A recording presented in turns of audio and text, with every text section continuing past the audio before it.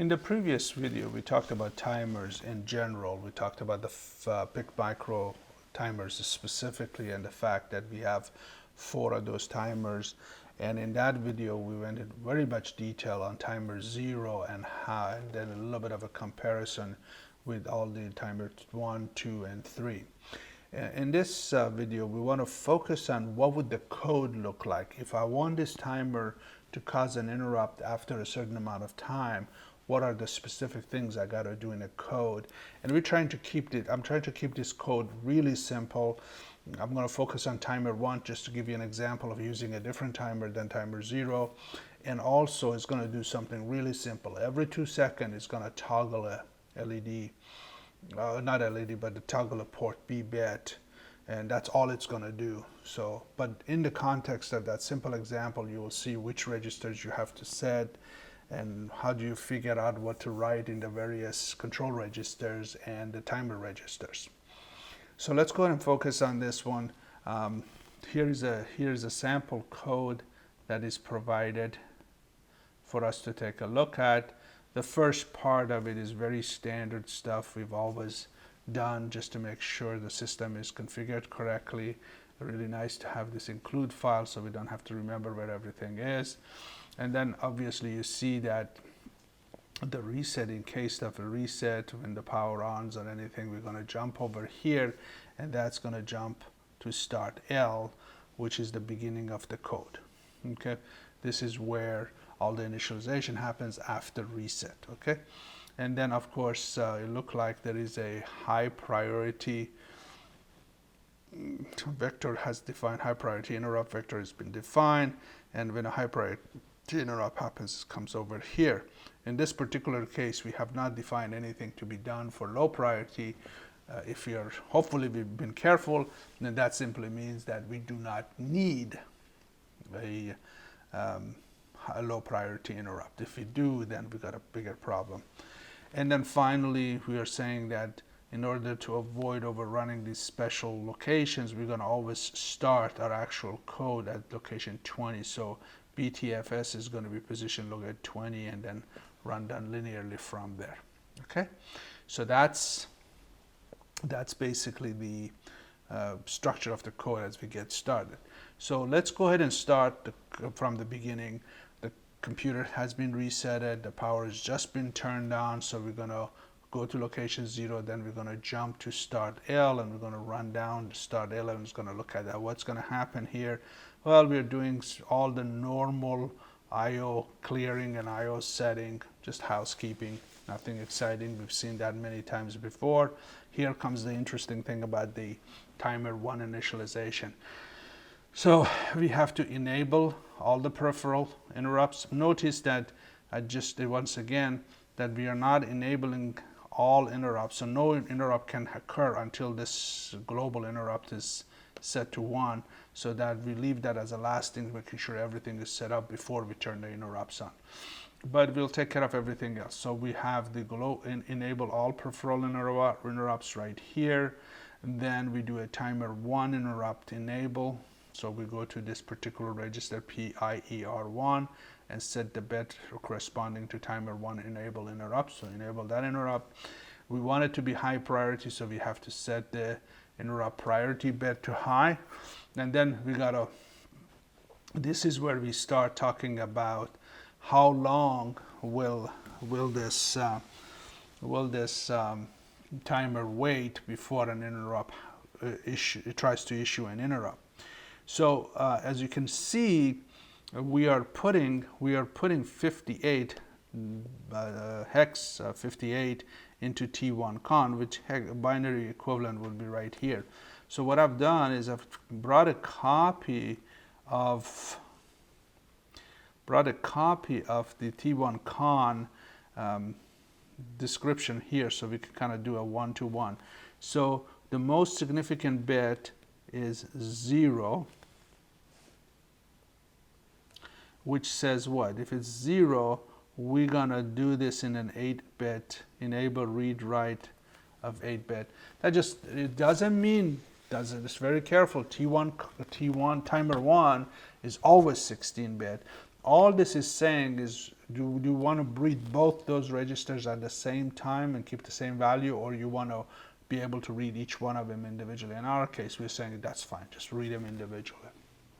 But it still is a 16-bit timer, which means when we are trying to set the timer, we have to set TMR1 high, and we have to set TMR1 low. Furthermore, interrupt will occur when they transition from FFFF to 0. Okay, so that's good. Bit 6 is a 1, which means we're gonna our system clock is derived. That's fine. And then the next two bits, 5 and 4, are right here, 0, 1. So 0, 1 is telling us that we're going to use a preset of 1 to 2. What does that mean? That basically means that our basic instruction clock, which is 4 times TOS, it's going to be multiplied by 2. And since we are using a default oscillator, that TOSC, the oscillator period, is 32 microsecond. Okay, so what is this? This is the tick, how long it takes for a single tick of the timer. For single increment of the timer will take 4 times 2 times 32. Okay, all right, so let's see what else we got in here. So we got as far as here, then we got 1. This is set to 1, which says do not synchronize with an external clock. We don't have an external clock. Why synchronize? And then, oops, I'm sorry, this one is over here. Timer 1 oscillator is enabled, which is fine because we're using it. I'm sorry, so this one actually is 0, 0, 0. That's the last 3 bits of here. So what does that say? That say don't synchronize, fine. Sometimes we need to synchronize because we've got multiple things running, multiple processors or multiple clocks going, and we want to synchronize. In this case, we're just doing one timer. And then external clock is set to internal clock, which is fine. That's the RC clock we are using. And then finally, it says timer, do you want to enable timer 1 or do you want to disable it? At this point, we are disabling. Why are we doing that? Because we want to wait at the last bit before we turn it on. So here is where we turn the timer 1 to running. So right now we got timer 1 configuration done, except for setting it to run. The next thing we got to do, we got to figure out what we need to put in timer 1 low and timer 1 high to make it work. So if you take a look at it, there's a bunch of things in here. We're going to start over here. Each tick takes this amount of time, which is going to be 4 times 2 times 32 microseconds. So each tick of the clock, each step of the clock will take that long.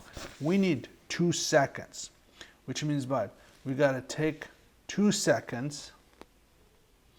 So we want to wait 2 seconds, which basically says, okay, if I want 2 seconds and I've got, and 2 seconds, so this didn't come out quite right because it doesn't have, this is basically 2 seconds.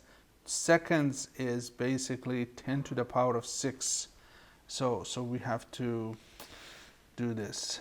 2 seconds times 10 to the 6, because 10 to the 6 is microsecond per second, because we really want to work on microsecond because most of our life. And we know each tick of the clock, this should be a divide here. Each tick of the clock is basically 8 times 32 microsecond. Okay, so that division tells us the number of ticks, number of increments we have to have at the rate of the tick in order to have 2 seconds. 2 seconds divided by how long it takes for each tick to take place. So having to do this divide, so when we do the division, the number of ticks, that division should tell us is 7, 8, 1, 2 ticks. So that's how many we need if we want to get 2 seconds.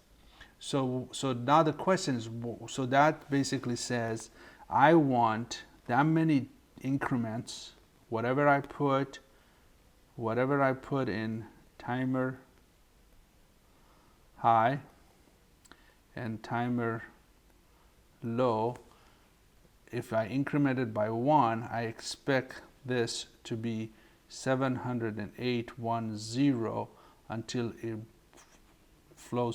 goes all the way to F, and the next step is 0, 0. So I want that many steps to get there because each step takes, 8 times 32 microsecond total gives me 2 seconds. So what number should I put in here? And the easiest way to do that is basically take basically 10000 hex, that's where you want to be, and subtract how many steps you want to get there, decimal, and hopefully if you do this subtraction you should be able to get E17D. So you should get E17D, which means I gotta put this in hex. I gotta put this in timer high and timer low. So I would put the high here and I put the low in here. So let's go back here and see how we do that. Move LW 0xe1, put it in the high, 7D, put it in the low, and we are ready. So once we turn on the timer 1, see bit 0 is being set to enable it. We're turning on the global interrupt, and just so we know we started, we'll turn the LED so when you're sitting there, this is actually the ad bot, but you turn that bit on so somebody who's watching it on this can know that you are waiting in this loop. And actually we're not doing anything, but the processor could be doing whatever it normally does in that loop. And then when the interrupt happens, that is when this has incremented by 7,810, has overflowed from FFFF to 00, an interrupt will happen. We already know this is a high priority interrupt. So what's going to happen, we're going to jump to location 8.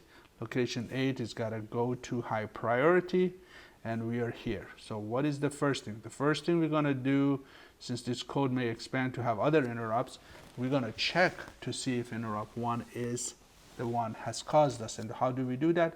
We check the flag.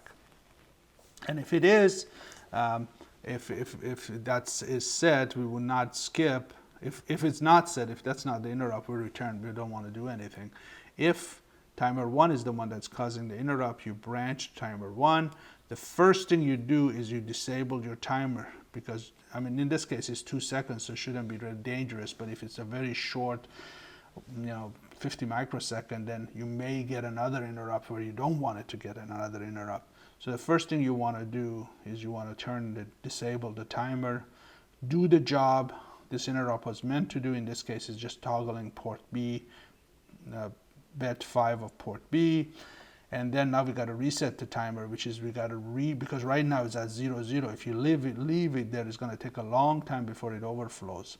So we load up the timer low and timer high, so 2 seconds after this we get another interrupt, and then we clear the flag to make sure that if you don't clear the flag, you're not going to get another interrupt.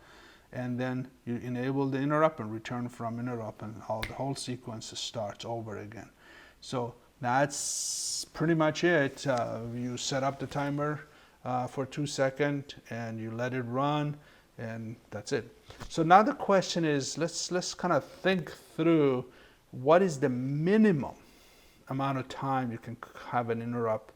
The minimum is when you have set the preset to the low, prescale to the lowest, which is 1 by 1.